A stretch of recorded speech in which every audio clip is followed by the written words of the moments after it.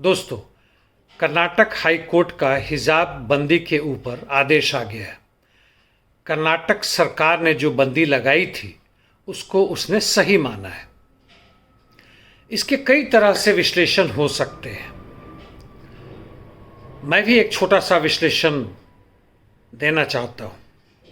जहाँ तक हिजाब के ऊपर बंदी की बात है, बहुत और भी तरह के धार्मिक, धर्म से परे चिन्ह के साथ लोग स्कूल में, विद्यालय महाविद्यालयों में, मंत्रालय में बड़े से बड़े ऊपर से नीचे तक अजीबोगरीब के वेशभूषा में आते हैं। भारत ही नहीं, विदेशों में चले जाएं, अरब देशों में चले जाएं,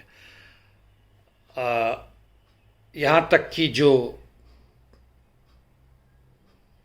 एडवांस कंट्रीज़ हैं वहाँ भी चले जाएं, वहाँ भी इस तरह के तमाशा होते हैं और ढोंग जानबूझ के भी किया जाता है। भारत में तो खैर चरम सीमा पे है, चाहे वो देश के राष्ट्रपति, प्रधानमंत्री, आगे पीछे पहले जो भी रहे, मुख्यमंत्री वगैरह वगैरह सब। और उस हालत में यह कह के कि एक वैज्ञानिक दृष्टिकोण से जब भारत विज्ञान के क्षेत्र में आगे बढ़ रहा है तो इस तरह के हिजाब की क्यों अनुमति दी जाए? यह पाखंड है, यह हिपोक्रेसी है और इससे कोई अंतर नहीं पड़ता कि किसी न्यायालय ने, हो सकता है सुप्रीम कोर्ट इसके ठीक उलट दे इसको। इस्लाम क्या कहता है, नहीं कहता है, इस्लाम के तथाकथित जो उसके विश्लेषक हैं, उसके मानने वाले, उनकी क्या समझ है नहीं पता। दूसरे धर्मों के जो विश्लेषक है नहीं पता, सिख के, जैन के, हिंदुओं के वगैरह वगैरह नहीं पता है। यदि भारत एक धर्मनिरपेक्ष राज्य है, धर्मनिरपेक्षता की तरफ बढ़ रहा है और एक सही में समाजवादी देश की तरफ बढ़ता है, जिसकी चर्चा हमारे संविधान में की गई है, हालांकि यह सब बकवास है, कोई मायने नहीं रखता है। सारा का सारा पाखंड इसलिए है कि यहाँ का पूंजी अपना विकास कर सके, आगे बढ़ सके और पूंजी के चरित्र के हिसाब से,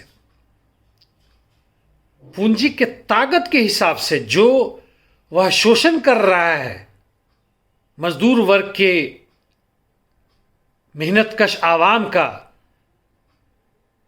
के द्वारा पैदा किए हुए सरप्लस वैल्यू का, उसको तेज करने की कोशिश है और वह बढ़ रहा और कुछ नहीं है।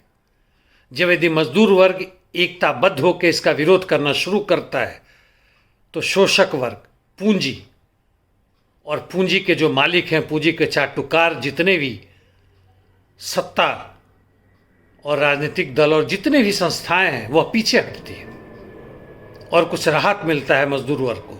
यह खेल चलते रहता है बैलेंस ऑफ पावर के हिसाब से, सैकड़ों वर्ष से दिख रहा है और आजकल काफ़ी तेजी से भारत ही नहीं, विश्व भर में पूंजी की सत्ता, पूंजी की पकड़ मजदूर वर्ग के ऊपर, जनता के ऊपर बहुत ज़बरदस्त तेजी से है।